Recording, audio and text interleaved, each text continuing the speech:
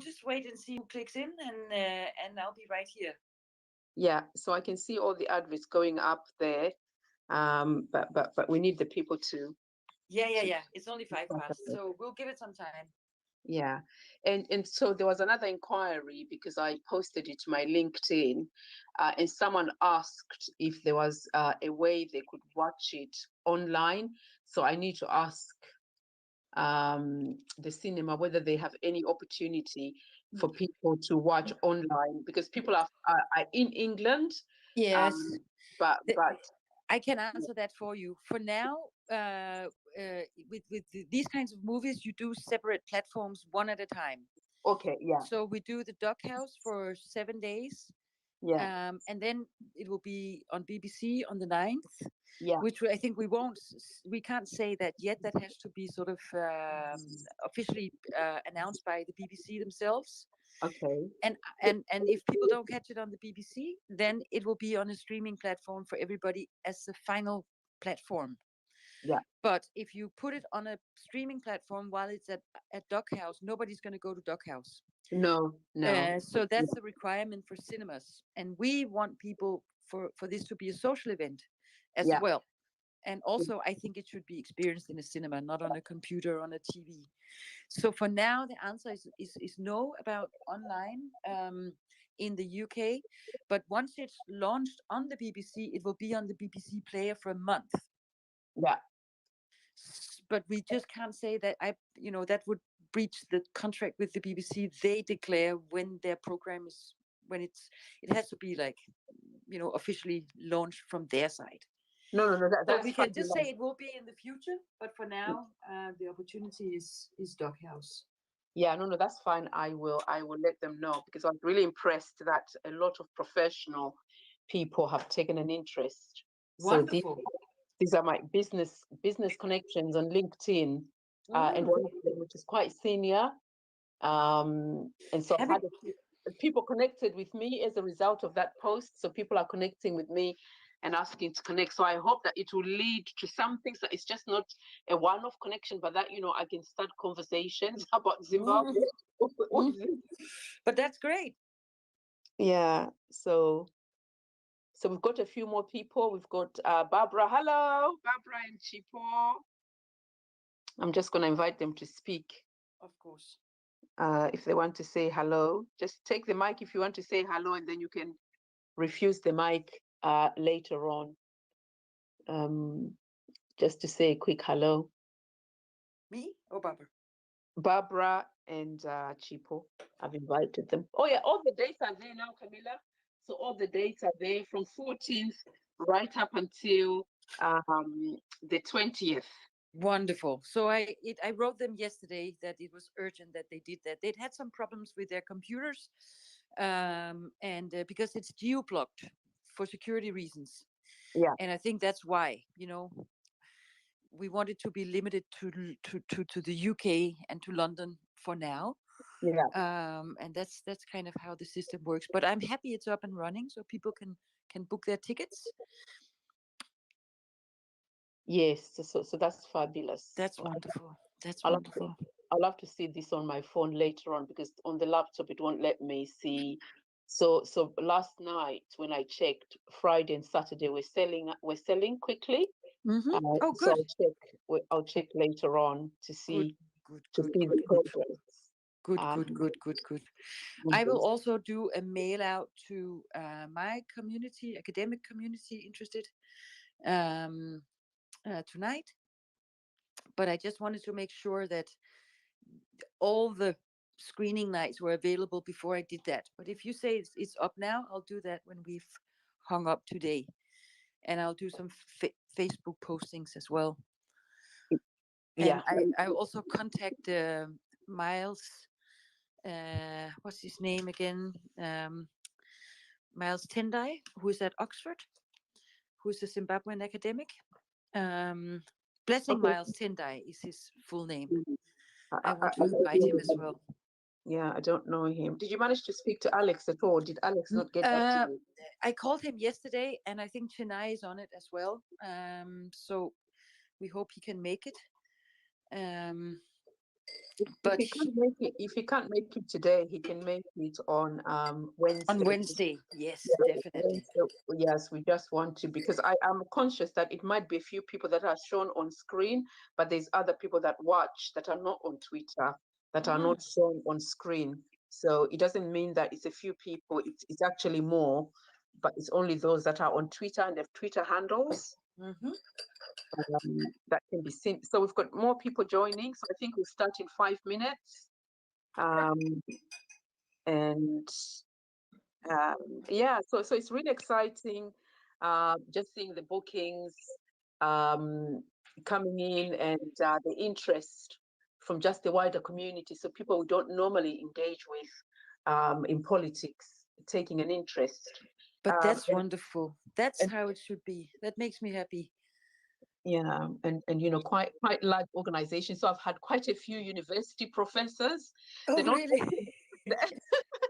they don't read what I write on LinkedIn for some reason. But that's great, Patricia. So there's a whole new community maybe arising out of this as well. I hope it's not Yes. keeping you too busy. You have other things to do. Oh no. Okay. Okay. It pops up. So if someone likes or if someone makes a comment, it will pop up to tell me, and then I sort of glad. But I'm really glad that you know, people that I would not normally engage with are engaged on this. Um, and yeah, so I've got quite a good number of views. Okay, but I think that's what documentary and film can do, Yeah. actually. And I think that's the strength of movie making, that you can reach a wider audience, and you can, it's an emotional film. I know that, for many people to watch. It's a difficult film for many people to watch. That's been the feedback. But my hope is also that non-Zimbabweans will learn from this experience and will watch and will think about it in a new Yes. way. Yes, I think so. But also the interest from the others that want to watch it. I think it's just, I think it's the exposure, isn't it, of the issues that are faced when people are fighting for freedom. Hmm. And often people just hear it as secondhand, but you know, watching what happened in Zimbabwe is just, it just brings to the forefront that in some ways we are privileged when we don't live in those environments, Hmm. and to always stand in solidarity with the suffering masses.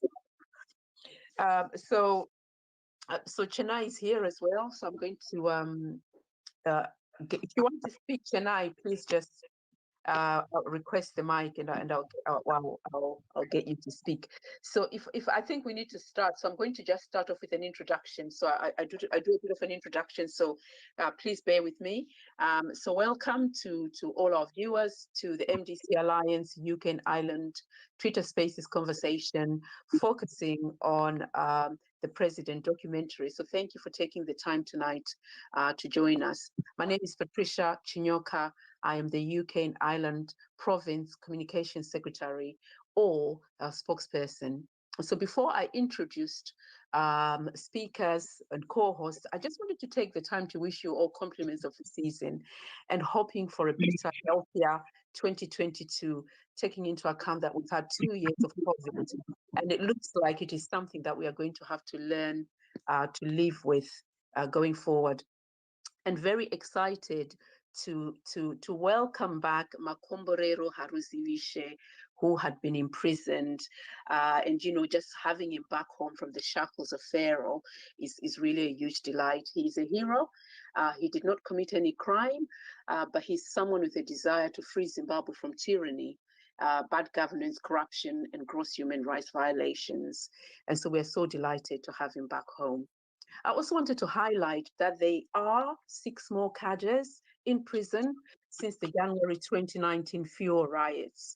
They were rounded up as they were peacefully protesting and imprisoned for just merely calling for the right thing to be done. and that was to lower the prices of fuel. And these are, because I want their names to be remembered, as the MDC UK and Ireland province, we have been talking about these cadres over the last 3 months. We've been trying to raise their profile. So I'm glad to hear and to see that there's much more activity now that is being taken to highlight the plight of these 6 individuals. So Farai Chidziva in Wawa prison, Colin Pyson, Rakesh Marufu, Tinashe Bwanaisa, Tafara Mafunde, and Trust Nyamano, who are being held at St. Thomas Prison. Remember their names. We are also fighting for them to be freed. So back to the business of the evening. I'm very delighted tonight to be joined by Camilla Nielsson, the director of the President documentary, which will be screening in London at the Bertha DocHouse in Bloomsbury, Russell Square, from this Friday, 14th January, until the 20th of January. So more days have been added. It's a must-see, and very, very excited that it's also been Oscar nominated. But I am not going to take away the glory from Camilla. We are going to give her the opportunity to speak. But I also wanted to acknowledge Barbara here, who is from our Women's Assembly. So she's the Communications Secretary for the MDC Alliance Women's Secretary. We also have Chipo, who is the Secretary for Elections within the UK. And as I said, Chennai has requested, she's also a portfolio secretary within the MDC UK and Ireland province. So thank you so much, everyone, for coming. And I'm just going to come to you, Camilla, now and ask you to introduce yourself and to get started on talking to us about this wonderful President documentary. Wow, thank you, Patricia, for the nice introduction. Yes, I'm very excited that we are having opportunity to show the documentary we made in 2018, where we followed the presidential election from the start of the campaign through the eyes of the opposition leader Nielsson Chamisa, and until the final judgment was given by the Constitutional Court in the beginning of September. So that's the scope of the movie. It's a 1 hour and 45 minutes, and it's a movie made. It's not a. I wouldn't characterize it as a television documentary. It's a film. It's made for cinema, and that's why I encourage everybody to go to DocHouse, where we, despite the pandemic and despite the troubles that give, I think should be very, very happy that they took the movie and will screen it for 7 nights starting on this Friday evening. So I hope you all come, and I'm very happy to be on your program, Patricia, to be able to talk about the movie. And if you have any questions, I'd be very happy to answer them this evening. Thank you so much, Camilla, and we're going to come back to you. I also just wanted to come to you as well, Chennai, because I know that, you know, in the background, you've been a real advocate, and you know, I've been involved with also the executive producer, Tandiwe Newton. So if there was any opening remarks that you wanted to make, please do go ahead. Thanks, Patricia. I was actually also just dialing in to listen to Camilla and to hear what Camilla has to say about the film. So yes, I mean, we've as you are aware that, you know, Tandiwe Newton is the executive producer, and we've been so fortunate to find people like Camilla, people like Tandiwe, who do take this thing to their hearts, like they are working from the heart. They are not just working to, you know, just as a job or as a, this is, I think I would say 90% is all heart, you know, and then the other maybe 10% even for Camilla is Camilla as a filmmaker. But this is something that, you know, they are promoting, that Camilla has worked on, not so much as Camilla the filmmaker, but somebody who has actually a deep concern for democracy, a deep concern for human rights. And so when you then have the opportunity to be part of what they're doing, to be part of their story just by watching and just being there, you know, on the sidelines saying, go guys, and thank you so much, you know, because I know that it's a lot of blood, sweat, and tears has gone into for us to be given the privilege to watch it on home turf, if you like, here in the UK. A lot of work has happened in the background.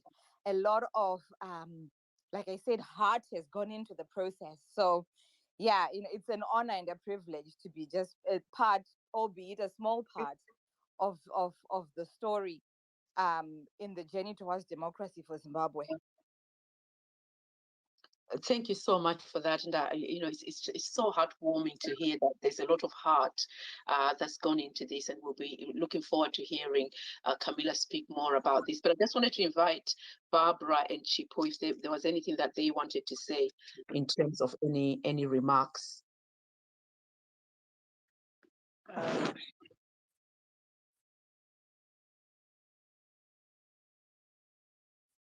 Oh, Chipo, you can talk. I will speak later.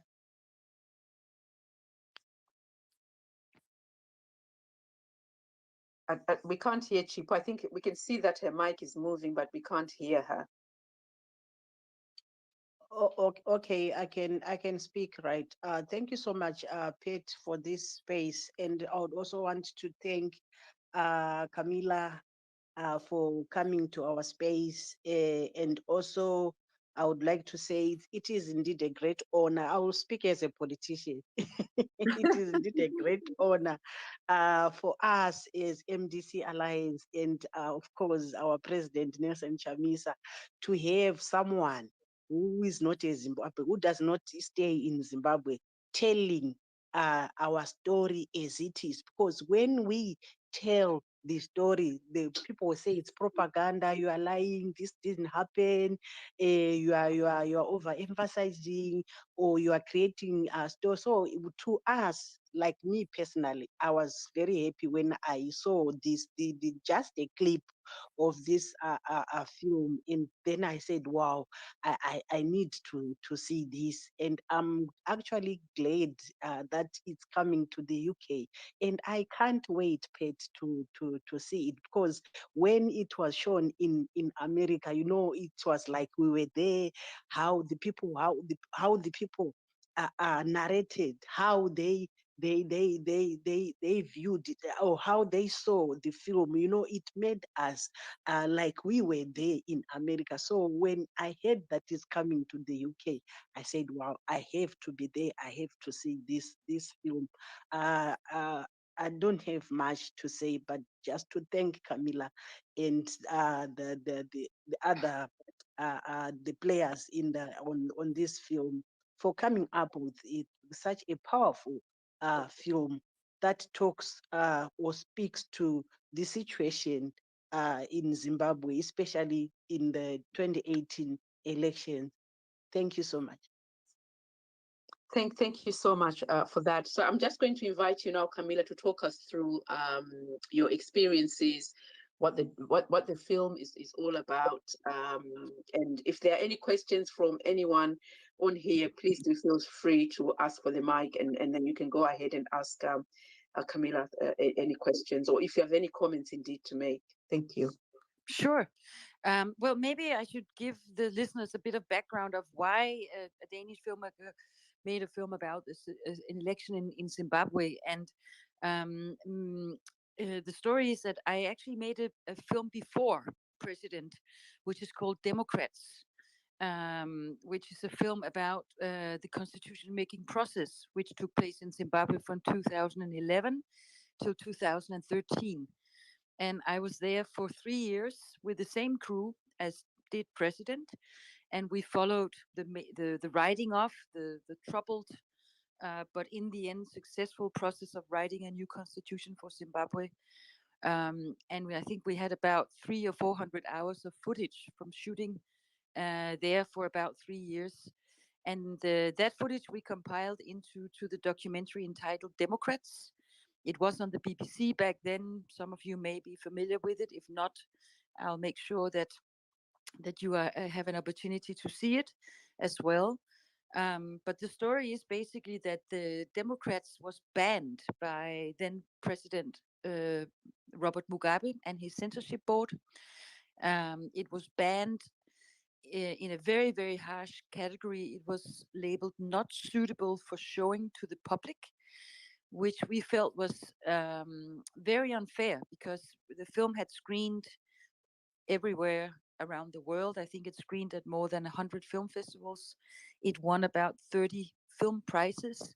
But then we were not allowed to screen it in the country where it, for me, mattered most, which is the country in which it was made. And so when it was banned, I was advised by some of the lawyers who I had met in the constitution making process. As you know, there's a large group of amazingly skilled and talented lawyers in Zimbabwe, um, who suggested that we challenge the ban in the Zimbabwean court system to lift it and remove it. And we started that process in 2015, and the legal battle went on for about 3 years. And then finally in 2018, in January, I got a letter from the judge that the case would be heard. I'd been on a blacklist for a number of years by the former Mugabe government for making the film, but for a short while I was allowed access back to Zimbabwe to represent my case in court. So I went for the hearing, and we won. I think it was perhaps at a time when the government needed to show that this was now a democracy. I mean, the new dispensation that Edie was proclaiming needed to put a real face on that. That's my speculation. Anyway, I shouldn't say why the courts unbanned the film, but the good news is that they did. And it was on that trip that I went out with a group of the protagonists from the first film, that they suggested that I come back and make a sequel and do a follow-up to Democrats. And the suggestion was that I came and told the story about the first free and fair election post the removal of Mugabe. And I accepted that invitation. I had missed Zimbabwe very much after spending almost 3 years there, had made a lot of friends, and felt that this was also an opportunity to have a happy end to the story, because the constitution making film didn't have a happy end. As you all know, the law was written, but in the end, most of the democratic laws was not implemented. And so we felt this was an opportunity to tell the story again and get it right.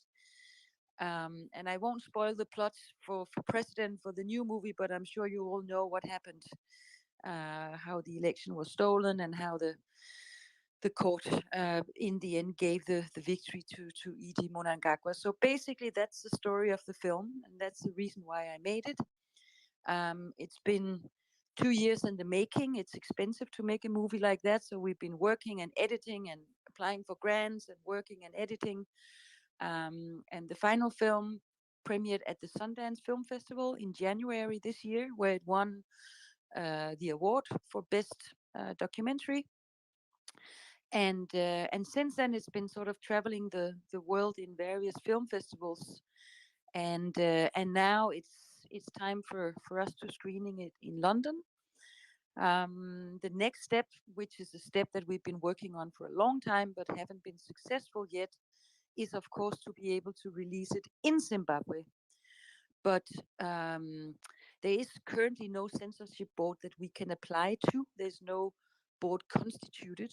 So I worked with a lawyer there, who has been sort of doing the groundwork and found out who we needed to speak to in order to get a distribution certificate for Zimbabwe.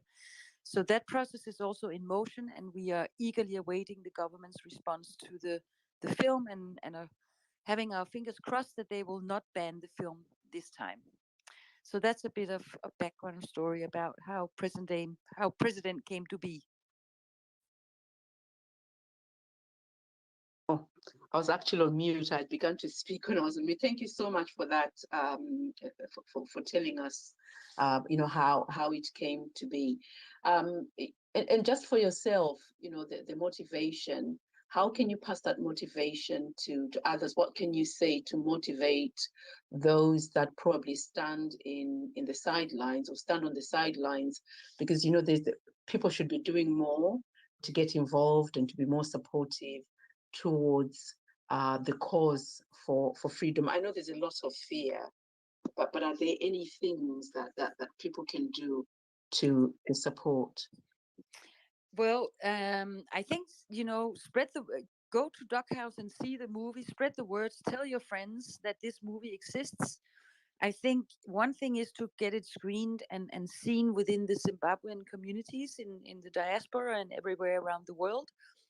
But I also told the story because I think that, me being non-Zimbabwean, coming from Denmark, I'm part of the international community who came there in large numbers as election observers and journalists to observe and film and tell the story about the historic election that it was in 2018. It was the first election since independence without Robert Mugabe on the ballot paper.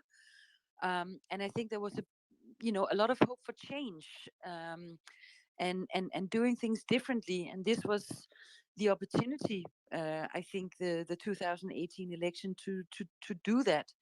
But how can I say this in a diplomatic way?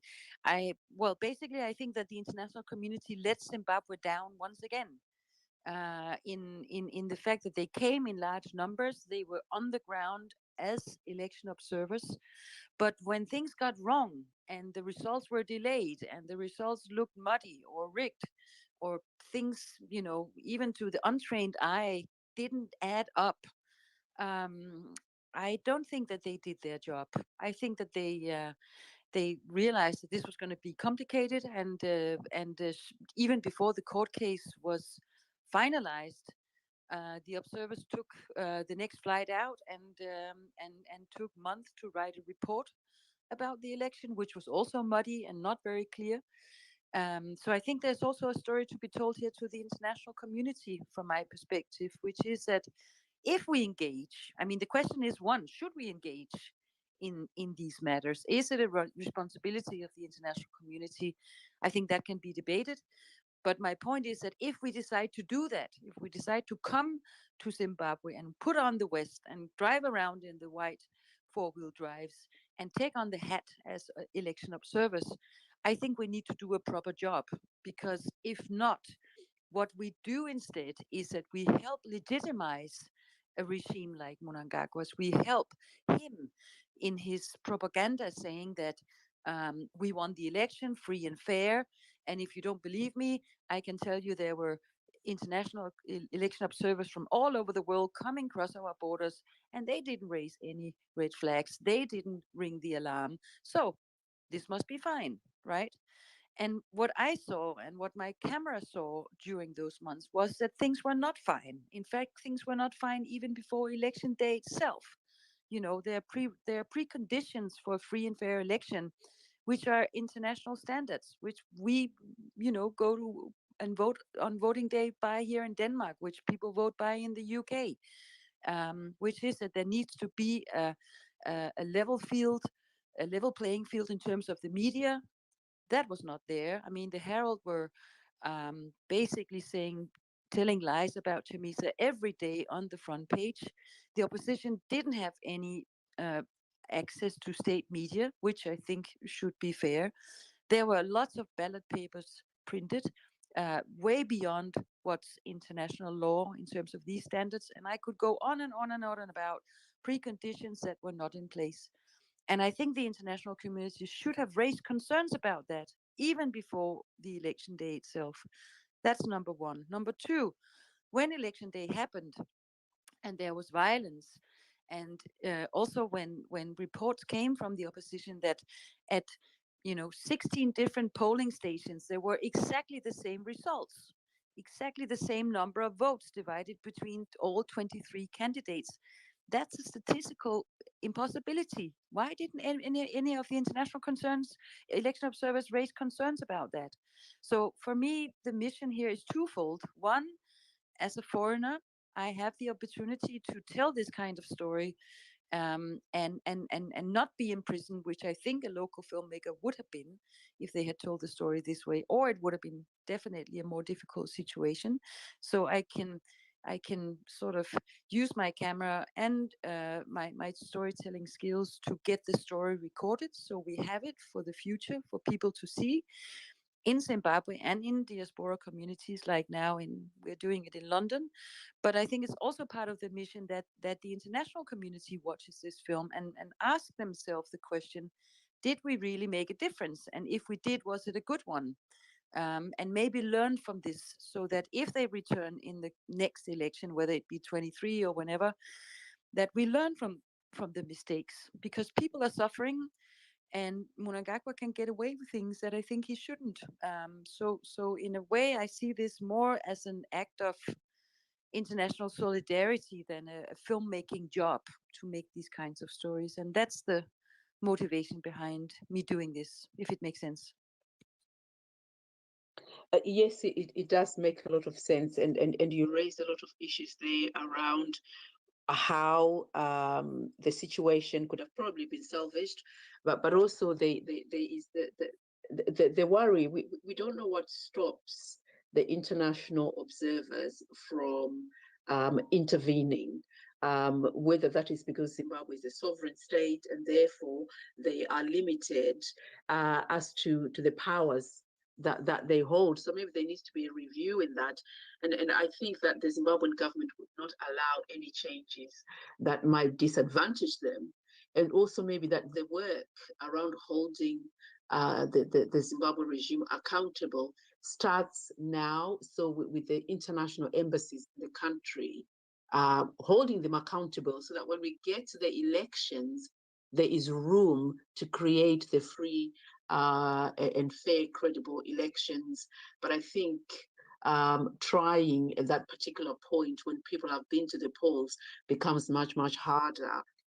But I just wanted to pause here and to ask if any of the speakers, or that are here, had any comments to make. So that's Barbara, Chennai, or Chipo, and indeed if there was anyone that wanted to ask any questions or to make comments to some of the I think the real issues that have been raised by Camilla around what she witnessed, what she saw, and what she thinks could have been done differently by the international community, and how they might have intervened.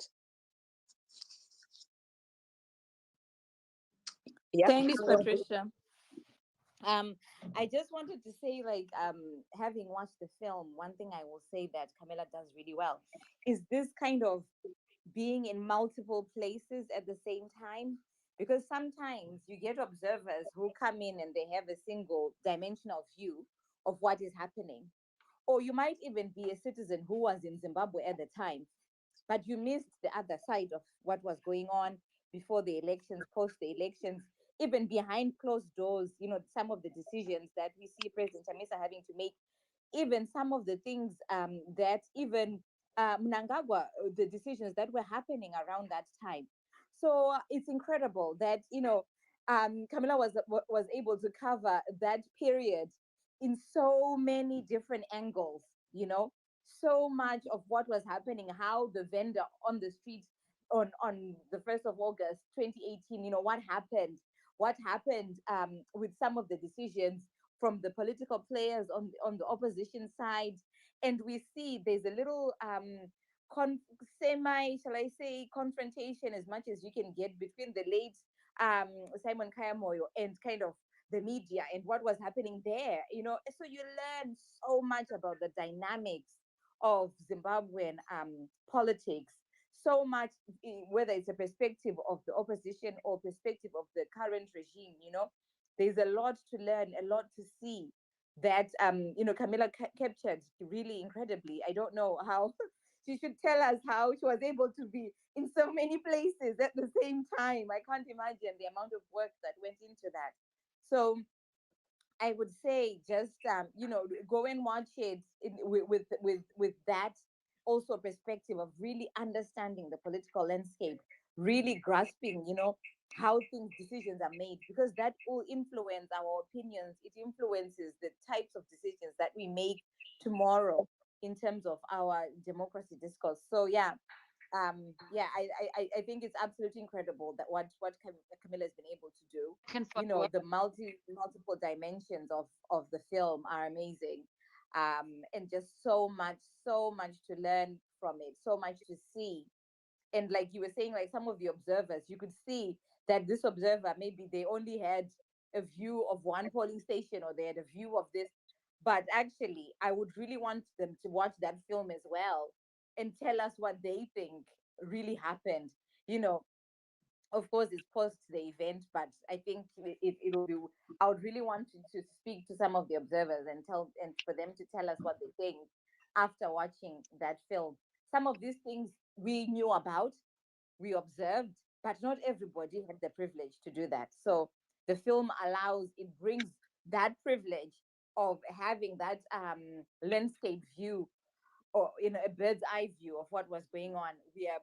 That is being opened to each and every one of us. I hope that people grasp that opportunity to just go and watch it, if only for that reason. Thank you so much, Chennai, for that. Before I come back to Camilla, there's George. Did you have a question for Camilla, the director of the president, or comments to make? Yes. I just want to ask again. From the process she did about the film of Nielsson Chamisa, do you think as we are approaching the election, as we approaching the election, like by election and the national election, there are loopholes as you see as international observer? What is your position to correct them, or to like red flag on the international observing? Thank you very much. I appreciate it.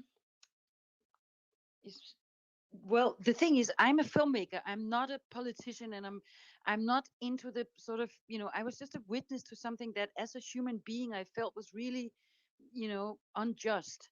And for me it was obvious where things went wrong, but it would not be fair for me to come up with a solution to how we fix this. I think there are people, who are experts in this. There are people who are experts in international law or in electoral law that should really answer these questions. All I can do as a layman, I go to my own elections here in Denmark and I put my cross on the ballot. Um, all I could see as a human being was that there was some very, even for a layman like me, there was some very unfair things going on. And um, I think that, if it was my country and there was a bunch of election observers who came to observe, it's like a football match.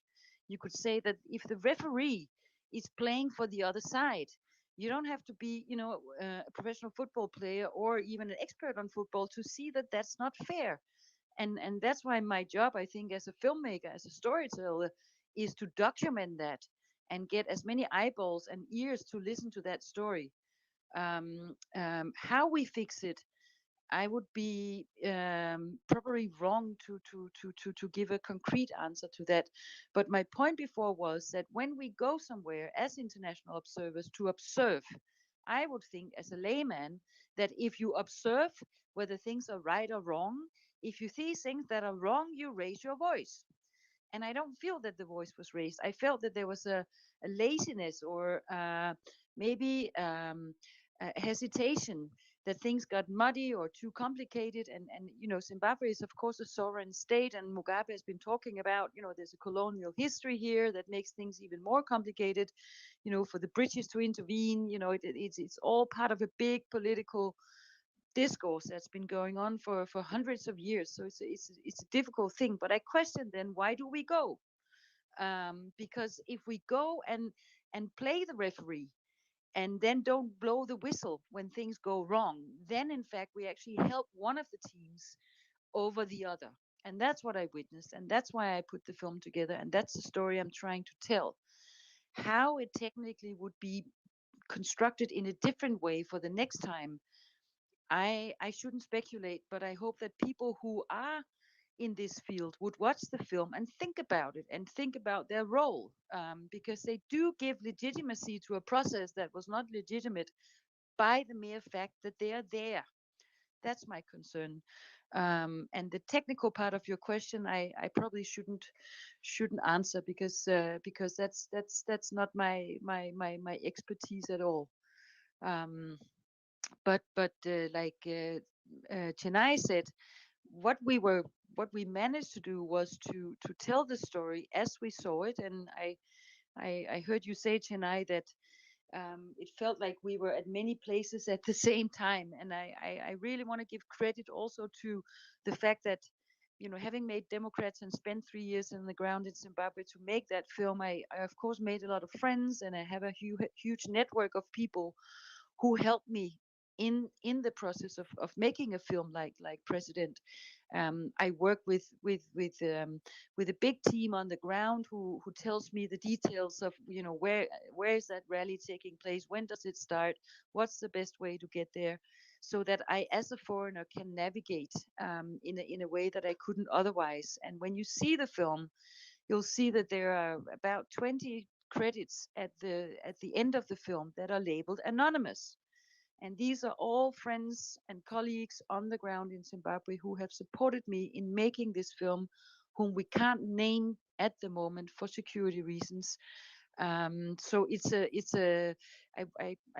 just important for me to say early on in this conversation that I really want to share the credit of making this movie with my filmmaking team, of course, my camera person, my producers, and everybody in my part of the world who were happy to give us money to make the film. But there was also a very, very big supporting network on the ground in Zimbabwe who collaborated with us in order to tell this story. So I want to thank them also, and and um, and I would hope that we could just for tonight let this be a beginning conversation about this, and then we maybe we'll talk again on Wednesday and have people like Alex McGeyser or other experts who could answer your question in terms of how we technically fix this, because there I'm just a filmmaker and a movie director, and not really an expert. But I would myself like to hear that answer to that question. So maybe we can do another Twitter space where we invite some of the experts in to discuss this subject. What do you think, Patricia? Yes, I think definitely. I was actually thinking Alex Magaisa when he asked that question. So perhaps we can work a bit harder tomorrow to try and see if we can get Alex to come and be a part of it. But just listening to what you were talking about, when you mentioned the fact that you were on the ground for 3 years, and that you had a team of people that you worked with and you collaborated in order to make this film a success. I think for me there's a call to action to the Zimbabwean people about unity, working together for the common good. So we know that Zimbabwe has to be free in order to progress, in order for people to have just the basics, have a job, have a pension, be able to go into a hospital and get treated, have their children go to school, have a proper meal, have human rights dignity. If we don't converge for change as Zimbabweans, we are going to find ourselves in our lifetime suffering at the hands of the regime. So it calls for us, as a parent myself, to talk to my children, to educate them about participating in the political or perhaps maybe some people may not want to be political activists, but participating in the electoral processes. So for those children who are at the age where they can go to register to vote, I think the call to action is for parents to sit down their children in the home, raise awareness, talk to them about the future, what it looks like, and what they can benefit from a free Zimbabwe. The young people will participate if they feel that they have a stake in Zimbabwe, if they feel that they can be listened to, they can be heard. We know that Africa is a young continent. I think 60% are under the age of 25. And in Zimbabwe, about 67% are under the age of 35. So it's a young country, and yet a country that's led by an older population, a small group of older individuals that are holding everyone to ransom. And so your story and how this whole film came about in itself is such an inspiration that should really spur on the Zimbabwean people to come together. And 2022 has been declared the Citizens' Year of Action by the MDC Alliance Party. And I'm just going to here just plug the film again to say it's screening this Friday, the 14th of January, at the Bertha DocHouse in Bloomsbury, Russell Square, London, and it starts at 8:30 p.m. I am going to be there myself alongside other leaders to welcome, to talk to the people, just to get their motivation before they go in to watch the film. And after they've watched the film, we are going to be getting their reactions about what they feel. We want people to come away from having watched this film to want to step in the gap and to stand in solidarity with the cause in Zimbabwe. We are also going to go back on Saturday again to welcome people, and hopefully on Sunday, seeing that it's the weekend and people are not at work, we really want to make sure that we can be on hand to support and to work. And this is how we demonstrate solidarity for the cause in Zimbabwe. So I'm going to stop there for a bit and invite any other speaker that would like to make any comments, or if anyone has any questions, please feel free. I can see that Barbara has taken her mic off. If you want to share anything, please feel free to go ahead. Oh, okay, thank you. Thank you so much, Pet. Thank you, Camilla, for that oversight. And I wanted to ask Camilla on other interview, she highlighted that she wanted to have a balanced story, that she wanted to even write about the government side, meaning this is the ruling party side, but they refused. So how did she feel after they had refused, and what made her go ahead without the other side of the story? Wasn't she scared or afraid that the people were going to say she was biased towards the MDC president? And also, I wanted to know, Pet, is this documentary going to be shown in Zimbabwe? Because yesterday, when I watched a live show where people in Zimbabwe were asking when they are going to watch this film, people can't just wait to watch this, Pet. Thank you, Barbara. It's a very good question about the question of being biased. Um, Democrats, which was my first film documentary I made in Zimbabwe about the constitution making process, I followed both sides of the political divide. I filmed with ZANU PF's members of the select committee spearheaded by Paul Mangwana. I filmed with opposition leaders, Douglas Monsoro, and forgot all the names who were part of the process back then. It was a very balanced film, and we filmed equally on both sides of the political divide. Um, and um, and that was also my ambition, of course, as a filmmaker, to tell the story from both perspectives in a country that's as polarized as Zimbabwe. And I did approach Idi Mnangagwa's government when I applied for a filming permit to ask, just like I approached the MDC Alliance side, with the same letter, basically explaining who I was, why I wanted to tell the story. And in the beginning, there was an interest from Mnangagwa's camp that they were part of the story. I spoke to one of his. I won't mention names here for all sorts of reasons, but I of course have the proper documentation about this. Through a few of his lawyers and his consultants, we did approach him and had a few meetings, and there was an interest in the beginning to participate. What then happened was that when we started filming, they stopped taking my calls. Um, and whether that's because they realized that I was the filmmaker behind Democrats, a film that was banned by Mugabe, I wouldn't have thought that would be an issue because Mugabe was then gone. Um, if I have to speculate, and I'm not sure, but I can tell you that there was an attack on Idi Mnangagwa's life, I think in the beginning of June 2018 at the Bulawayo Stadium, where somebody threw a hand grenade into the tent wherein he was giving a speech.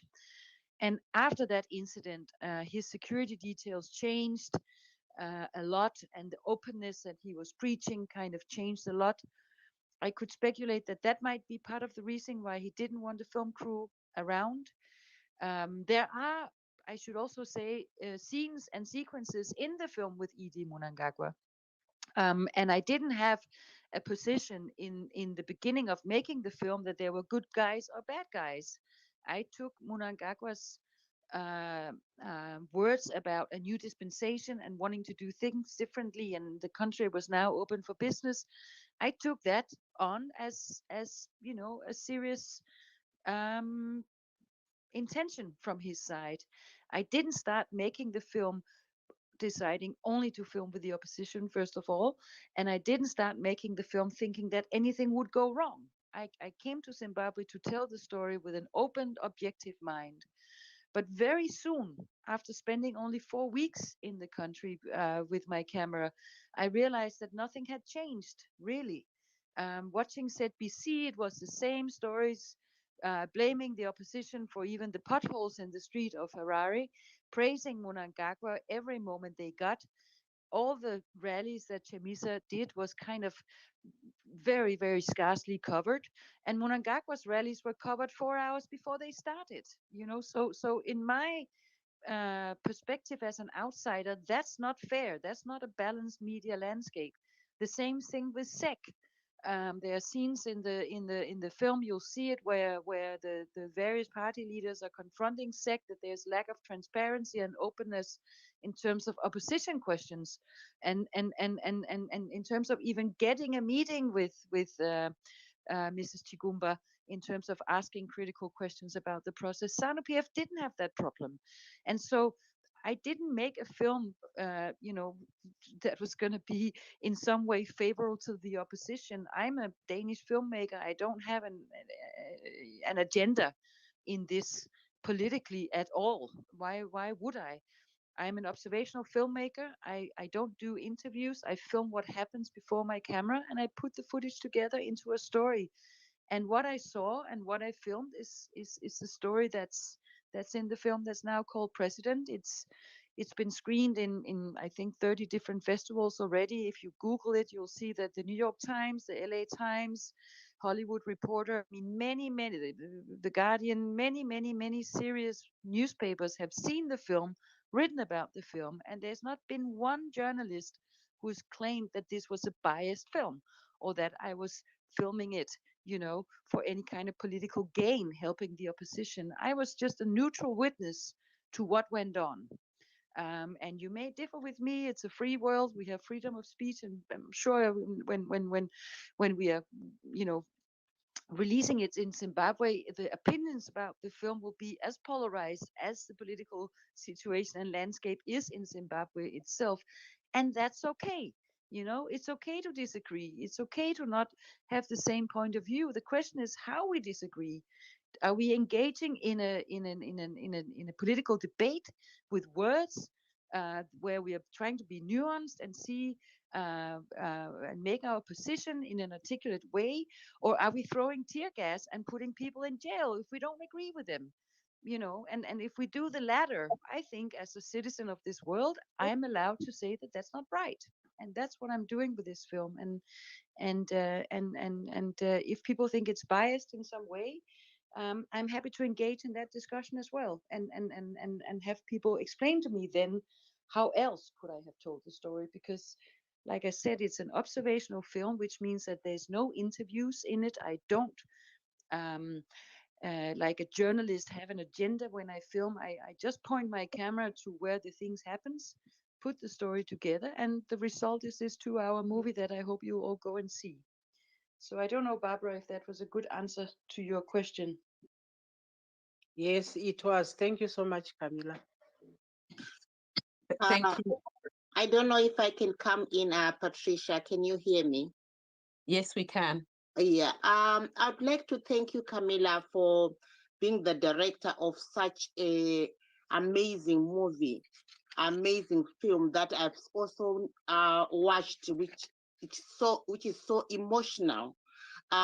This film that is I'm also encouraging others to go and watch. I've also watched it before, and it's really emotional when you watch it. Really, it's an eye opener for everyone to see what really happened on the ground in Zimbabwe during the 2018 elections, and it really showcased the awareness of democracy and human rights, how they are being um, uh, misjudged in Zimbabwe. And what I'm just thinking is, if people would go and watch it, you come out with a different perspective of what is happening on the ground. And it's a right timing for the film, because we are looking forward to the 2023 elections at the moment. And according to our leaders now, if they would see, they will see how they can change some of the things towards what we are going through with the regime.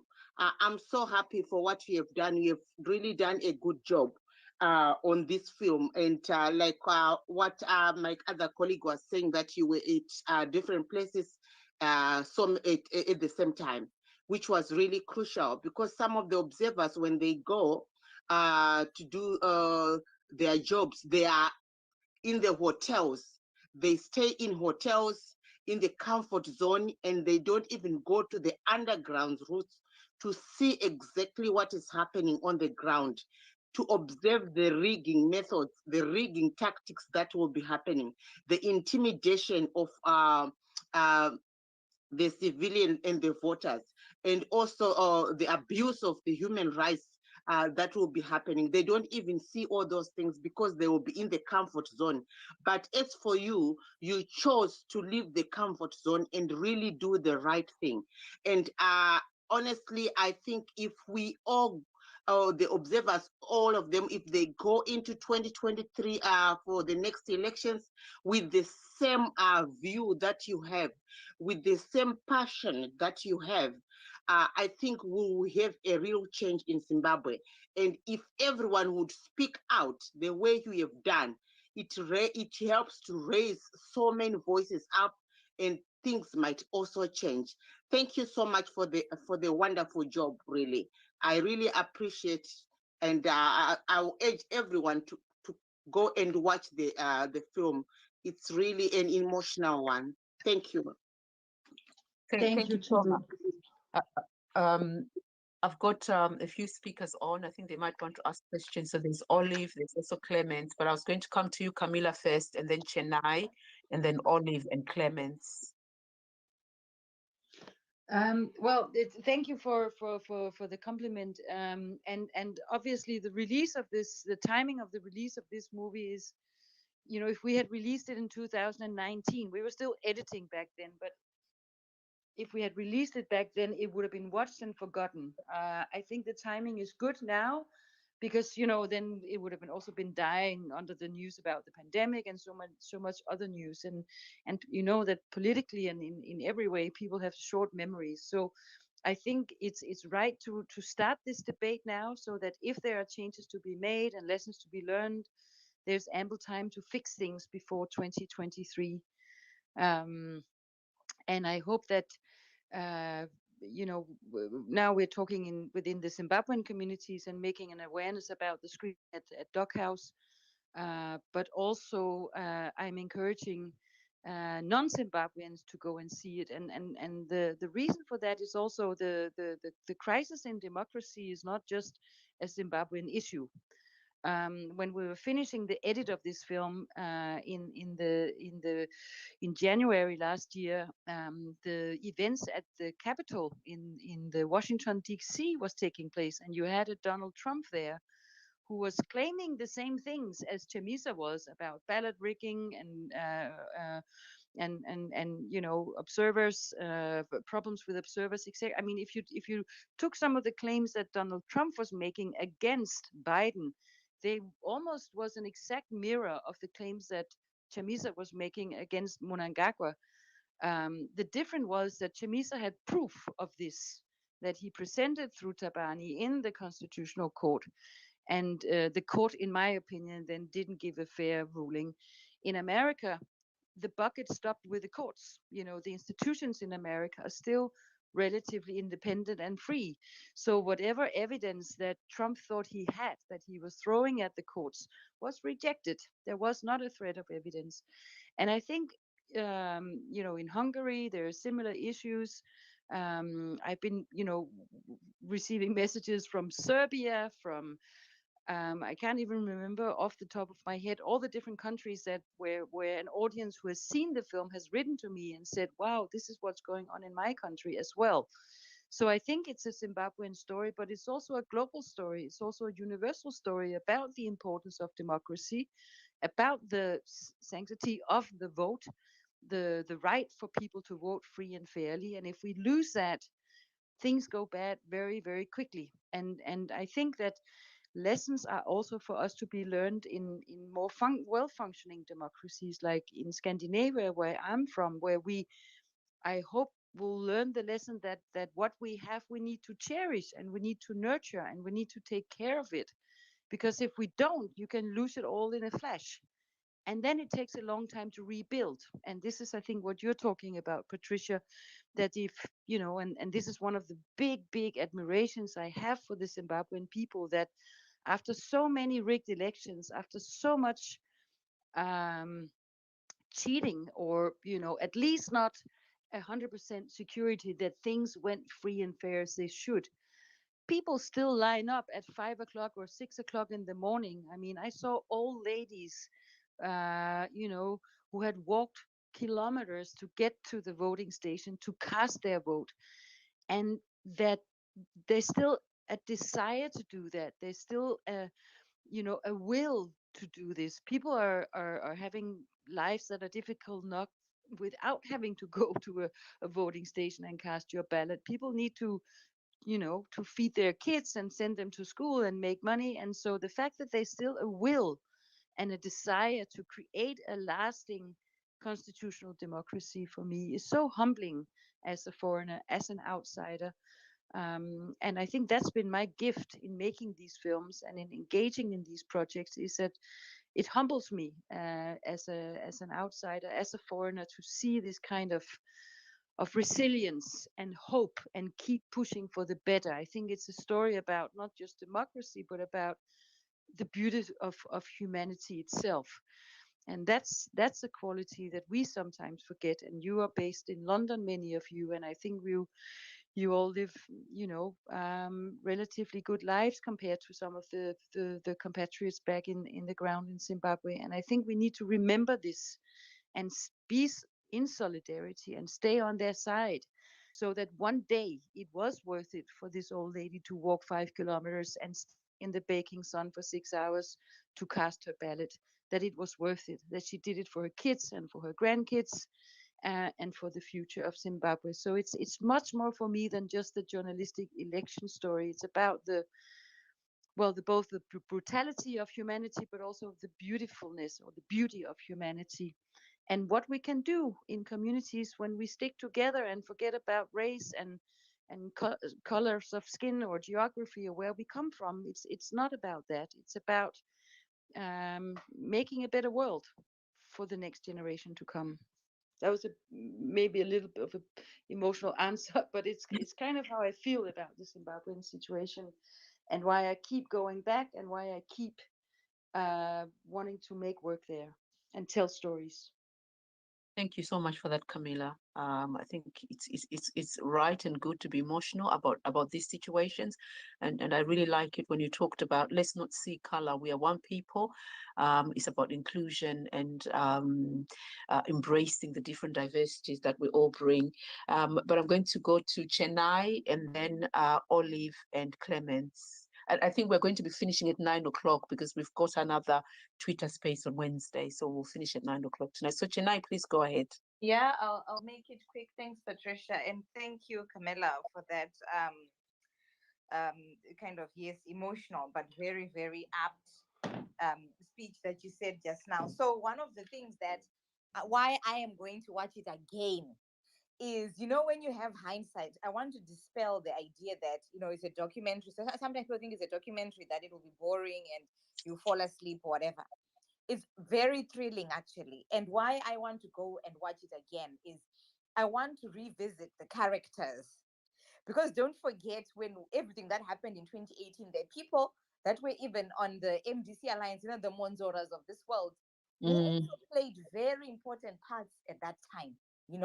So there's a lot of there's a lot of content in terms of the literature and what you can learn looking at it, with the benefit of hindsight and kind of having that retrospective window, look at what happened. So I really want to, as I watch it this time, I want to spend more, divert my attention more to the characters, and to really see, what kind of, where was their influence when things were happening? What about the character of this person? People watch things like, I don't know, Game of Thrones or whatever. I'm not a big TV person, but I'm telling you, like, the thrill quality is just as good. Because as Camilla said, it's just the camera recording. It's stuff that people try and create normally. People try and create a movie and with fictional characters and fictional scenes, but this is actually real live content with the same level of thrill. And we get to even be part of 1st of August 2018, which to me is something that I pray that one day as a country we'll be able to revisit that date, and and speak to those families and really offer proper tangible solidarity towards what happened to them just as ordinary citizens, and you see the whole thing unfolding and all this. So don't come away from this thinking, oh, Camilla made a documentary. Camilla made a film, and that film is based on real life events with real life characters at a point in time in Zimbabwe. So, and that's the message that I just wanted to clarify and make sure that people become aware of. Thanks, Patricia. thank you so much for that, Chennai. I was just going to go to, I think, Olive. Um, so I think Olive can't pick up the mic. So if we can go to Clements while we are waiting for Olive to come on. Okay, good evening, everyone. Can you hear me? Yeah, we can. Okay, I'd like to thank MDC UK, Barbara, and Camilla for such a wonderful discussion. Yes, it's unfortunate that I did come a little bit late, so I didn't understand everything about the movie and everything. But what I wanted to ask is, how can someone maybe in the rural setting, like places like Binga, Lotito, can have access to the movie? Because I think these are the people that truly need to watch the movie if it's possible. Okay, it's not yet. It's not screening in Zimbabwe at the moment, and I think you came a bit late because Camilla did explain, and I am going to ask her to explain a bit later on. But I just wanted Olive to come in because she's been trying to speak, and then after Olive we'll have Sydney, and then go to Camilla. And I think Camilla will be our last speaker if that would be okay. So Olive, please. Okay, thank you. Hi, good evening. Thank you very much, Patricia. Camilla, I want to commend you. I haven't watched the film, but I think from the comments and the reviews, I'm eager to watch it now. And I can't wait. I bought my ticket already and my place. My question is just that I think it is something that needs to be watched wider within people of Zimbabwe, because we, as much as we're Zimbabweans, it's not all of us who are aware of why a certain group of people are so passionate about change or about the happenings about democracy within Zimbabwe, and it is necessary. So stemming from that, my question would be, would there be a possibility or a plan for, after the viewings within London, for that to be viewed within the smaller towns? I realize that not everybody will be able to attend in London, but some may be able to watch, say, within the smaller towns, maybe centralized into Leicester, Manchester, and so on and so forth. Is there a plan for that? Thank you so much for that question. There is a plan for that. There are many plans for this movie, and Some of them are not official yet, where I'm on a contract not it will come on television screens around the world. When and where we'll be able to tell you very, very soon. The broadcast dates have not been finalized. But also for me, it's very important that it's distributed within Zimbabwe itself. So we have sent in an application for a distribution permit. In the UK, if I want to screen my movie at a cinema, I don't need to ask the UK government for permission to screen my film. In Zimbabwe, there's a different system. I need to get a permission from the Ministry of Information and from the censorship board to clear the film. And since my former film from Zimbabwe, although it told the story from both sides of the political divide, was still banned by Mugabe, we are eager waiting to see if the new dispensation is, in fact, a new dispensation who allows freedom of speech and who allows us to distribute the film freely in Zimbabwe. So until we've get a reply from the government, and we are pushing for an answer, it would be not politically wise for me to share all our plans. All I can say is that the film will be distributed in Zimbabwe at some point.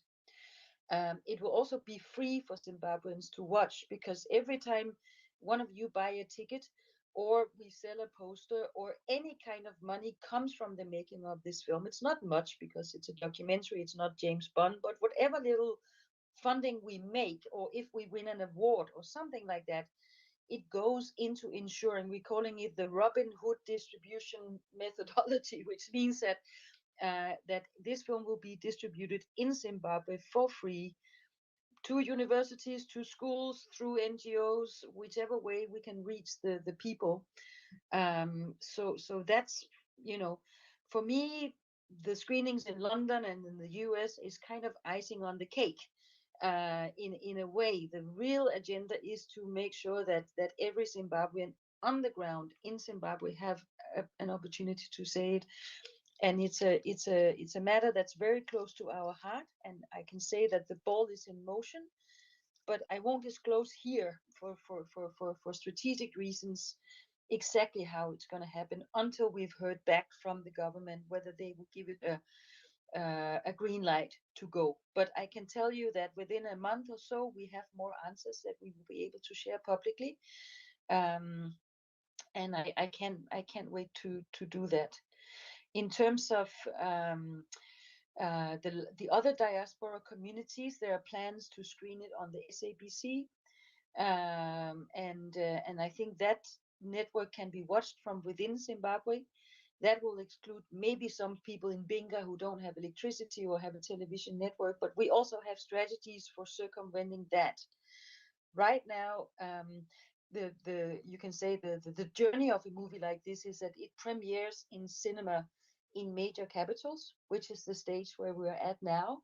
We are also shortlisted for an Oscar. We'll get the next, we'll see whether we qualify to the final round of the Oscar in the beginning of February. So right now we are still in the, how can you say, the publicity stage, where we are getting critical journalists to write about the film, to look at the film, and create a narrative about the film that is not controlled by SANU-PF. So there's a lot of thinking that's gone into this, that I will be able to share at the right time. But as you know, information is with the current, how can I say this in a sensitive way? With the current political situation in Zimbabwe, I cannot disclose everything in a program like this. But it's gonna happen. That much I can say. Thank you very much for that, Camilla. I think we've got one last speaker, Lexi, and then we'll close, and we'll be back here again on Wednesday. So if I can come to you, Lexi, please. Okay, thank you so much to the host. Thank you so much for hosting this program. I'm not usually a person who actually asks for the mic and speaks. It's actually my first time that I've come on Spaces and said something. But I really feel so passionate about this movie that I thought, I have to come on and extend my gratitude to Camilla for showing the world what is happening in Zimbabwe. I really feel that this movie is a catalyst. I feel that we will look back one day in many, many years to come when Zimbabwe is free, and we will actually go back and look at this movie as having been the catalyst, because I've always felt that part of the issue with the Zimbabwean problem is that it's not known out there. But I do feel that with the traction that this movie is having around the world, that we are victory is certain. So thank you so much, Camilla, for all that you've done. I also just wanted to find out, there's a lot of excitement at the moment with the 2023 elections. It's probably too early to ask, but I just wanted to find out if there was any interest in going back and maybe documenting what's happening for the 2023 elections. Thanks, Lexi, and I'm so happy you've switched on your mic and gave this comment. It was very touching. Um, I would love to I made 2 films in Zimbabwe now, and there's this terminology in filmmaking that's called a trilogy, and I would be more than honored if I could finish the trilogy with a final election in Zimbabwe where it was free and fair. I wouldn't, suggest who should win or who shouldn't here, but it would be an honor if I would be able to do so. I think, unfortunately, that the story will be about this current film, that I will have a period of time where I'm not welcome, and where I'll have a difficult getting a visa, and where I'll definitely not be able to achieve another filming permit to take my crew with me there and make another film. So my ambition in terms of 23 would be that I lend my skills and maybe some camera gear and maybe help to raise some funds so that a Zimbabwean filmmaker, a local storyteller, could make the final part of this trilogy on my behalf, and I would do anything I could to assist in that story to be told. But my experience with Democrats was that I was not welcome for a while. I tried. I was detained in the airport for 7 hours. Lots of bad things happened. And I don't think that I'm going to get a lighter hand facing the Idi Mnangagwa regime than I did with Mugabe. So I think for my own safety, probably I wouldn't even try. But I won't speculate. It could be that they don't ban the film, that there's no problem, that it is a new dispensation, and that there is freedom of speech. And we'll find out in the current months. And if that's the situation, I would, of course, it would be a delight for me to both make a final film, but also have an opportunity to come back and say hello to and have a satsa and greet all the many friends I've made over the years in making these 2 films. So thank you, Lexi. Thank you so much, Camilla. And thank you to the host. Thank you so much. I noticed that Honorable Molokele was here, so he's the Deputy Treasurer General for the MDC Alliance. I think he's dropped off. I've also noticed a couple of, oh, so there he is, he's back again. Honorable Molokele, I think it would be great if you could just say hello, just greet the people. I also noticed we have our youth leadership here, Leader Tererai Obe and Leader Nesai Marova. Thank you so much for gracing us with your presence. And so, Honorable Molokele, if you can say hello to the people, that it will be great if you can pick up the mic. If not, we are back here again on Wednesday, and we would really appreciate you coming to say hello to the people. So if you can pick up the mic, please do so. In the meantime, in the next few minutes that we have left, I am going to go ask, is there not a cause? I think is the name, Clubhouse something. Did you want to ask your question? Yes, thank you. Madam Camilla, if your mission is to bring democracy in Zimbabwe, would it not be a fair assessment to say then in your next film, which you possibly seeking to produce, go with the current leader of the opposition in Zimbabwe, Douglas Monzora? Why is it that it has to be in this narrative if you're truly a democratic enabler, if that is your wish? Yes, I think that's an interesting question. I don't favor any of the, there were 23 presidential candidates on the list in the 2018 election. We filmed mainly with Chamisa because he was the one who was willing to be part of the project. He gave us a lot of access and transparency. Democrats, my first film, followed Douglas Monzora. as a chief negotiator for COPAC in the constitution making process. And if he's running in the presidential election, I would be very happy to film him as well. I'm not to say who should be the next president of Zimbabwe. That's not my concern. I don't have any political affiliation with anybody in particular. What I think I can do as an outsider is to be a witness and make sure that the story is told. And just like a football match or a boxing match, may the best man win. So I think that wouldn't be a problem. I would be happy to do so. I could do that without interfering in the political scenario themselves, because that's not for me to do at all. Many Does that thanks. answer your question? It does, ma'am. So that shows your transparency, because I was a bit worried when you said you would want to see the finish of this. So to me, listening, because I want to watch this, even I don't subscribe to Chamisa, but I want to see the growth of democracy within the Zimbabwe land space. So anybody who follows the democratic principles, despite the uneven or the nature of our democracy, which is still growing, because it adds a contribution. I would want to listen and look and pay attention to the art that you actually brought, because documentary can be fictional, can add a little bit of that to make it exciting. I want to see and watch and learn how it was according to your eyes, this democracy, how the 2018, because it was historic, wasn't it? It So was historic, and I yes, will say that Mansoura plays a very significant role in this film as well.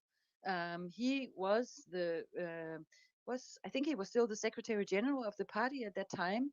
He did appear in several scenes, and he's filmed like everybody else.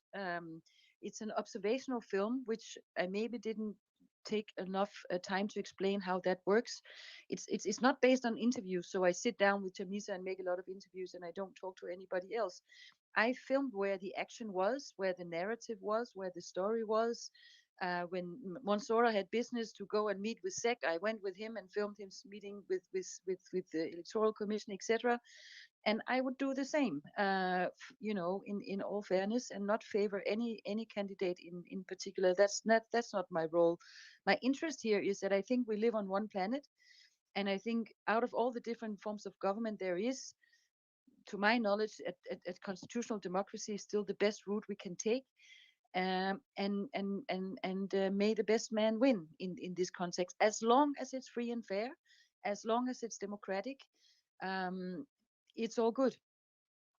Thank you so much, Camilla. We are running out of time now. I'm going to ask Honorable Molokele to come in and say and greet us. Thank you. Thank you so much for giving me this opportunity to share one or two words. Thank you so much also for hosting the platform. If I'm not mistaken, is the province for the UK and Ireland that are hosting it, Patricia? Yeah, it's Patricia. Yes, thank you. Okay, thank you so much. I think one of the obvious points we need to raise is that what Camilla has done is to help to put the spotlight on Zimbabwe, and it's something that I personally am grateful for, because we all know that Zimbabwe is a closed democracy. We actually were one of the first two countries in Africa to have a national broadcaster. And today, we're one of the last countries in Africa to have more than one channel. So the entire country is being forced to watch one channel, which is Zimbabwe Broadcasting Corporation. And we know that Zimbabwe Broadcasting Corporation, just like many other state institutions, is highly compromised politically. Whether you are ZBC, whether you are ZRP, whether you are Zim Papers, whether you are ZAC, whether you are ZESA, in fact, almost everything starting with Z, ZUPCO, they are all institutions of state that are being blatantly abused by ZANU-PF. And at the end of the day, they are undermining the national development agenda.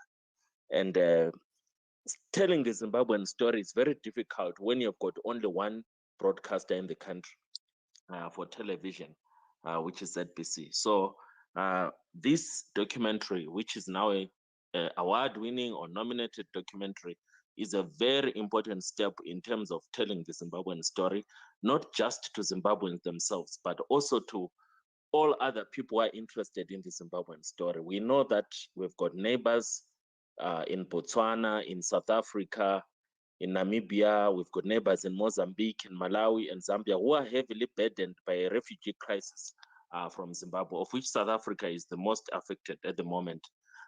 Millions of Zimbabweans are in South Africa. And it's important for the South Africans to find narratives that explain the situation in Zimbabwe. It's important for other neighboring countries and other Africans and other global interested people to find alternative narratives for Zimbabwe apart from the one coming through ZBC, which is obviously biased towards ZANU-PF. So I think in that context, we need to welcome this documentary, and hopefully it will be able to be disseminated to millions of Zimbabweans, both in the diaspora and at home, especially at home where there is limited access to alternative stories. Also importantly, it comes in a year when we'll be focusing on the campaign for the harmonized elections in 2023. So it's a very important influence in terms of public perception, especially when it gives insights onto the campaign process that led to the actual winner of the election for 2018. In fact, just for all those who are listening, let's be very clear on this one. The results that ZEC announced are fake. They are not the truth. They are a gross misrepresentation of the democratic aspirations of the electorate of Zimbabwe. That's why up to this day, ZEC has never dared to put on their website the results from a polling station basis or from a constituents basis. They only put from a provincial basis, which allows ZEC to manipulate the results. But if they were to put them by polling station, it would be much more difficult to do the mathematical rigging. So as far as I know, our advocate Nielsson Chamisa, who is highlighted in this documentary, is actually the one who won the election, and he was robbed of that victory. And we are hoping that in the run-up to the 2023 election, we will be able to have more media voices and platforms to expose the blatant abuse of electoral systems, especially through ZEC, and make sure that this time around, advocate Nielsson Chamisa is able to win and also be sort of inaugurated as the next president of Zimbabwe. We saw that happening in Zambia in August last year when HH managed to not just win, but also to become the next president of Zambia. So we're looking forward next year that the next leader of Zimbabwe, who is a generational leader, advocate Chamisa, will also benefit. So thank you so much, Camilla. Thank you so much for giving this global spotlight on Zimbabwe, especially as we prepare for 2023.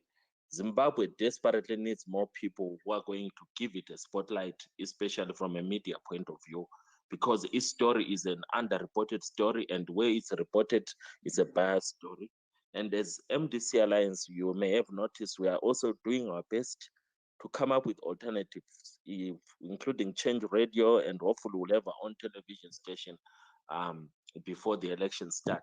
But the bottom line is that we need to have multiple media platforms focusing on Zimbabwe, and this documentary is important in that context.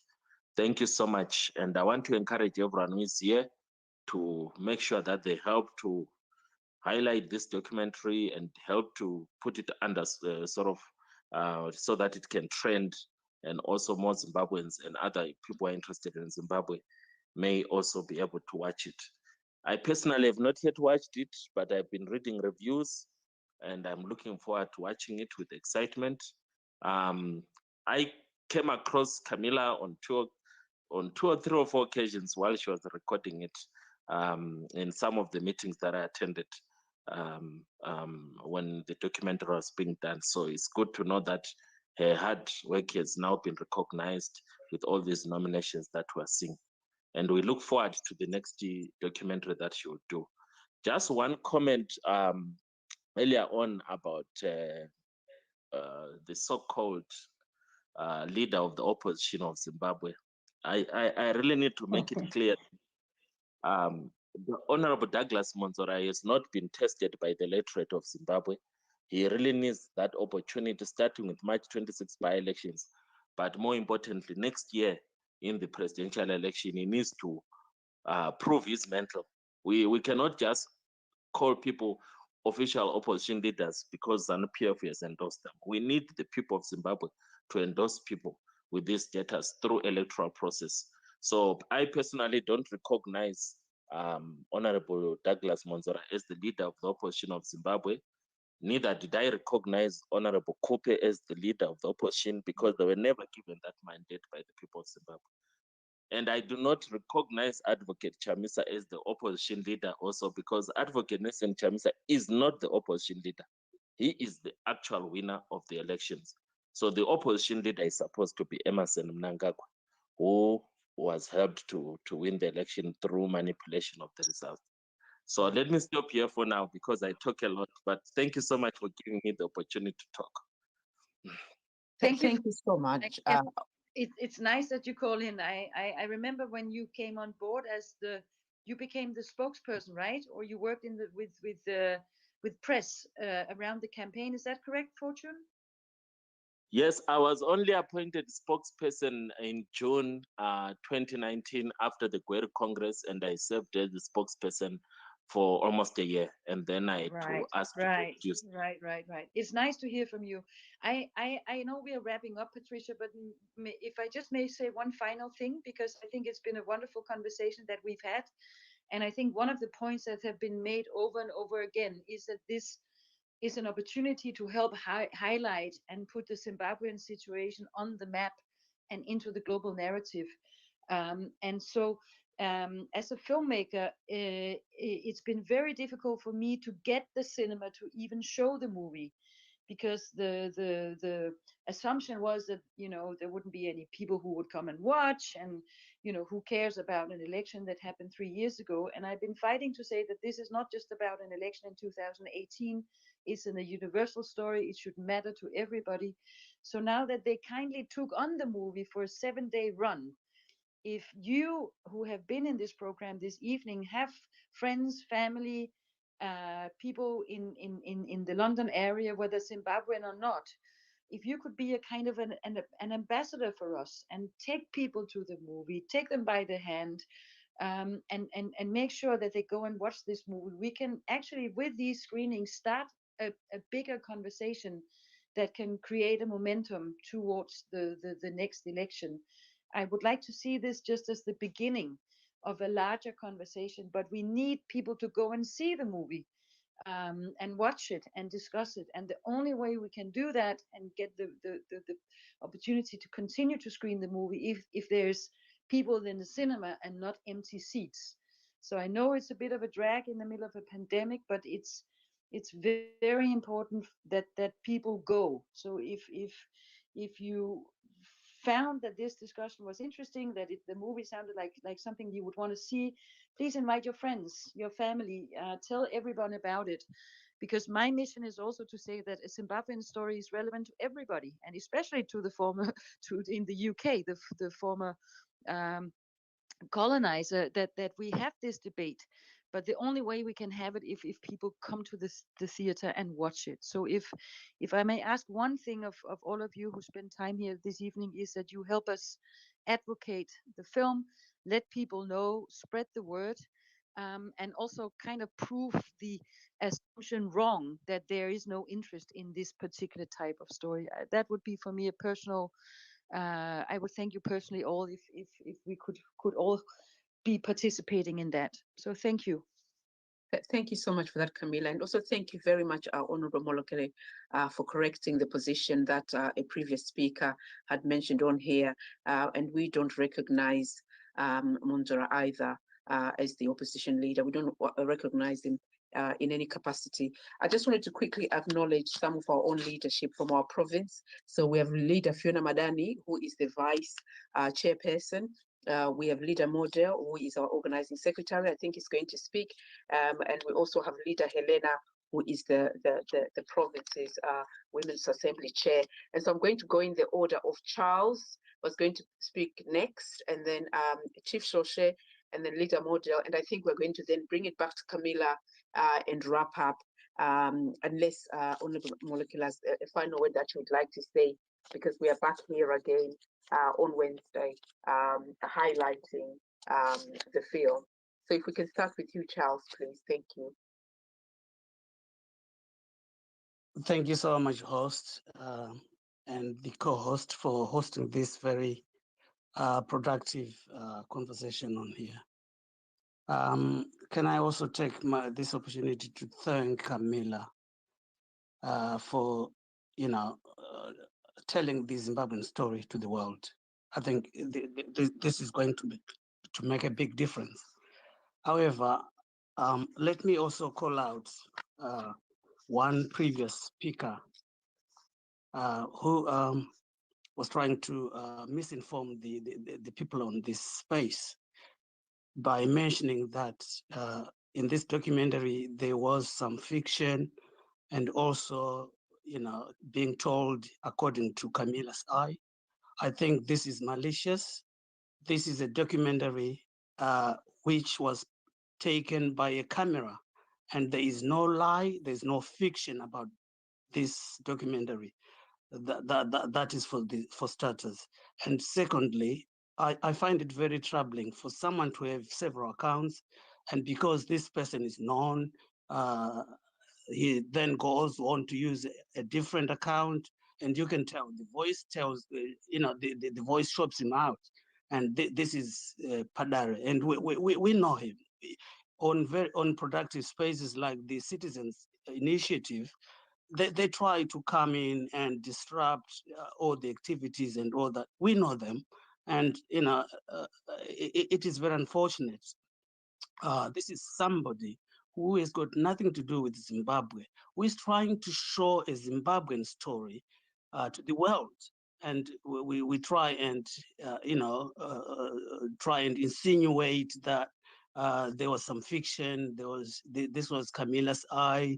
So, please, Camilla, don't feel obliged to even think along those lines. We really appreciate the good work that you're doing, and please keep it up. Thank you so much, host, for giving me this opportunity to speak. Thank you. Thank you so much. So we're going to go to Chief Shoshe, and then we'll come to Leader Model. Thank you so much, MDC Alliance UK province. Let me acknowledge the presence of the leadership of the UK province that is here present. Let me acknowledge the presence of Leader Barbara, our Secretary for Women Assembly National, and of course, our Honorable Member of Parliament, Honorable Molokele. And the only way I'm going to get away with speaking after Mr. Honorable Molokele has spoken is to use my royal family privileges. You know, if you are a chief, you get to get some privileges that other people don't have. So thank you so much, Honorable, for gracing this occasion. And thank you everyone for being here and the organizers for publicizing this very important and award-winning film, the first of its kind from, Zimbabwe. I want to speak as someone who has watched this movie or film and encourage my brothers and sisters, both are from Zimbabwe and, any citizen of the world here present, that this is a film that you can't afford, not to watch. You need to watch it. I went there, I traveled, 6 hours. I had to fly 6 hours to New York. If I was driving, it would have been 26 hours of driving. And a lot of people from, North America province also flew from different corners of America just to watch it. But after we watched it, we all said it was worth it because we agreed. The Americans that were in there and other nationalities and all Zimbabweans that were there, they were asking, most of them were asking, especially those that were not in Zimbabwe. Personally, I had the privilege of having been in Zimbabwe on August 1 or during the time of elections. But most people there were asking, is this real? Did this really happen? And during the showing of the film, you could see some people literally crying. That's the power that this film has. It's according to the New York Times, they described it as riveting. It rivets your mind. You know, it drives you back into Zimbabwe. It's like the whole human rights abuses, you know, that are being perpetrated by ZANU-PF being brought to America, and you begin to see them, you begin to be part of them, you know. So it's something that you need to go and watch. If you're in London, please make sure that you go and watch it, and you also witness on your own, you know, first on your own, you witness the commitment that the people of Zimbabwe have, the passion. You know, you hear that young man who was speaking about President Chamisa, saying, President Chamisa, you are our hope. You know, don't let us down. You notice and you feel the passion. There are a lot of old people, old men, old women, you know, that were speaking in that movie, telling President Chamisa to take it. Tinokupa Tora, you know, you become part of it. It's something that you can't afford to miss. And I don't even know those people who will be saying Camilla came up with their own version of what happened in Zimbabwe. That's not true, because there you don't hear her speak, you don't hear anyone speak. You hear Zimbabweans speak. You hear President Chamisa speak. You even get the chance to see President Chamisa in meetings, chairing meetings, you know, commanding his army, you know, taking his position as the leader of Zimbabweans, and you see his good leadership skills. Some of the things that you don't get to see, you know, when people sit in a national council meeting or standing committee meeting, and then you just get to see a report or something, some pictures in the media. There you get to see him in action. So, comrades and friends, ladies and gentlemen in London, please make sure you are there, you go there. And if you are here, don't come alone, talk to someone and tell somebody to tell somebody that there's something that you must watch. Thank you so much, Patricia, for this. Thank you. Thank you so much. Now we'll go to Leader Model. Thank you, Leader Patricia. Thank you so much. Thank you again for hosting this space. I really appreciate for a good initiative. I need to pass my sincere gratitude to Camilla for your commitment toward the struggle of Zimbabwe. I know you're in Zimbabwe, but your passion to the freedom of Zimbabwe means a lot to Zimbabwe lives. Zimbabwe lives matters. Thank you for your commitment. It's not easy to commit yourself to the regime of ZANU-PF, but that alone, it means a lot to the Zimbabwean community. We really appreciate. I need to acknowledge Leader Morokere, who is with us here, and also the Youth Assembly, Zimbabwe. We really appreciate your presence, and our leaders in the UK. We really appreciate your commitment to this struggle. I'm not telling much to say. I just want to offer 10 people to attend.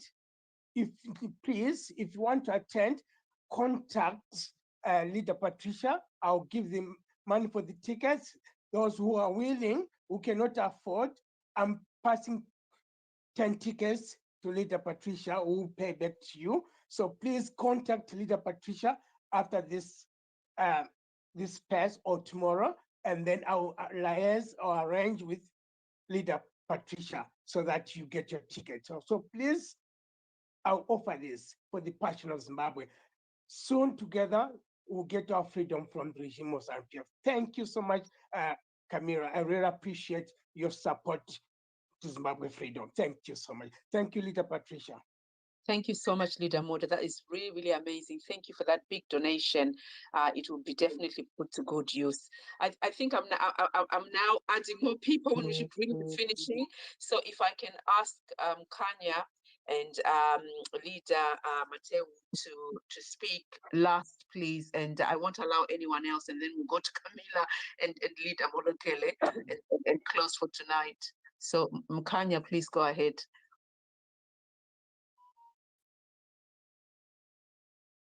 Hello. Hello, Kanya.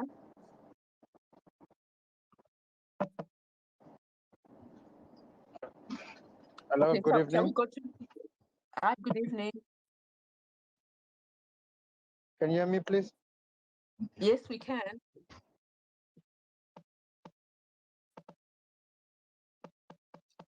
Okay, I think he's having a problem. Leader Mateo, can you go ahead?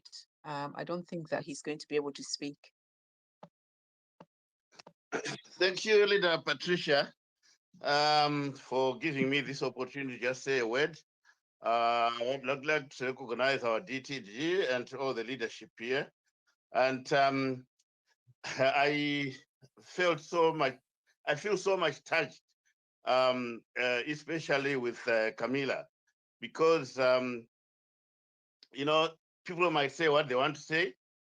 I was actually a candidate for a member of parliament candidate for Buera West.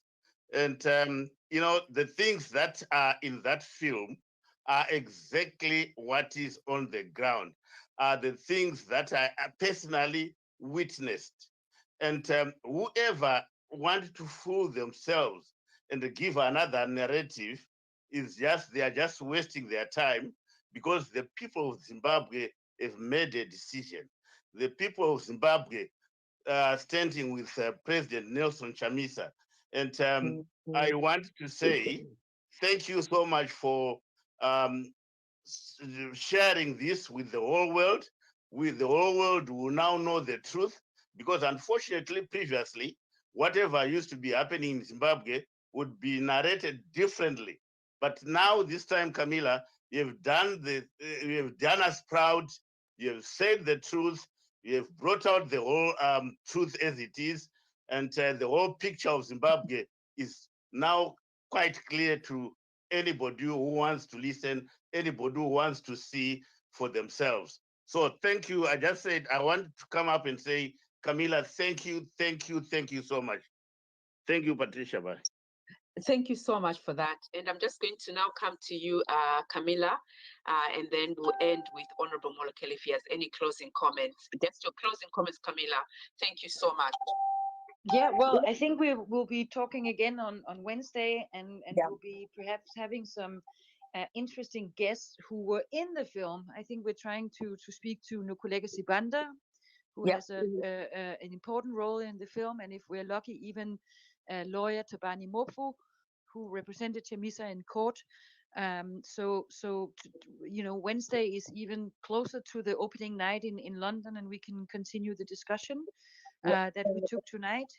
But I want to thank you for all your thank yous. It's very humbling, and it encourages me to do my work. So thank you for listening in, and again, please go and watch the movie and tell your friends, and let's get the talk and the discussion going about this. And thank you to Patricia for hosting this and for all the work you're doing to promote the movie.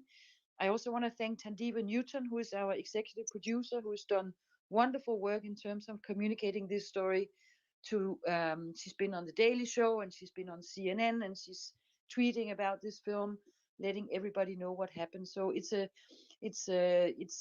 big community of people who care about this, and we have the movie as a tool to get the story out. But we need a lot of ambassadors. We need a lot of people to help us spread the word. And thank you all for listening in and helping us to do so. And again, Patricia, thank you for all the wonderful work you've been doing. Thank you so much for that, Camilla. I'm just going to go to Honorable Molokele now to give us the closing words. Thank you so much once again, Patricia, in particular to you and the team in the UK. Please continue the good work that you are doing. And as I've just learned on Wednesday, also let's try to publicize as much as possible, so that more people attend and participate. Let's share the links, especially in the WhatsApp groups. Thanks, Camilla and your team, the production team. I pray that the documentary gets more recognition, more nominations, more awards, because I know that Zimbabwe will benefit. When the history of the country is written, hopefully your contribution will be fully recognized. I know the trolls from ZANU-PF are unhappy. I've just read a tweet where I was being labeled as a propagandist, something like that, with Camilla spreading lies about Zimbabwe. But I've not been given an opportunity even to speak on ZBC. So who is talking about propaganda now? So ZBC is supposed to be a national broadcaster, but people like me are not allowed to be on ZBC when I am a member of parliament and a leader in a big political party in the country. So it's important that we get labeled people propaganda as long as we allow ourselves to share the alternative story of Zimbabwe. And I'm proud to be given those names. And I hope Camilla is not going to be discouraged, but she's going to be motivated together with the production team to tell more about the Zimbabwean story. Everyone who participated, thank you so much. And I encourage you to continue to support not just this documentary, but every citizen initiative and initiatives of the MDC Alliance. All that which is needed is for everyone to put their hands on deck so that we can have a change of leadership in Zimbabwe. I feel very sad. As someone who spent almost 15 years in South Africa, I feel very sad when I see how Zimbabweans are being treated outside the country and how they are being dehumanized and stripped of their dignity. When their country is so rich and blessed, when their country's got all those resources, human resources, natural resources, when Zimbabwe's got diamond, coal, gold, platinum, lithium, methane, all sorts of blessings that God has given us. So Zimbabwe is not a poor country. Zimbabwe is a problem of poor leadership. And that's why I had to leave South Africa and return to Zimbabwe, because I felt if there was an opportunity to make a difference on the leadership challenge, then my hand had to be raised up. So we need more people to come aboard. Everyone is needed to play their part. You can help to spread the news on Zimbabwe, especially the elections, and also to contribute towards citizen initiatives and also the MDC Alliance initiatives. We need all the resources. Hopefully next year, we will be able to have a new president. And my prayer every day is that our leader advocate, Nielsson Chamisa, follows the footsteps of President HH in Zambia. And hopefully Zimbabwe will be given an opportunity for a new direction. So thank you so much, everyone. And please continue to pray for Zimbabwe, and may God bless Zimbabwe. Thank you so much, Honorable Molokele. Thank you so much, Camilla, and to my co-host leader, Barbara, and to all the speakers, Chief Shoshe, Leader Mateo, Charles, Leader Model.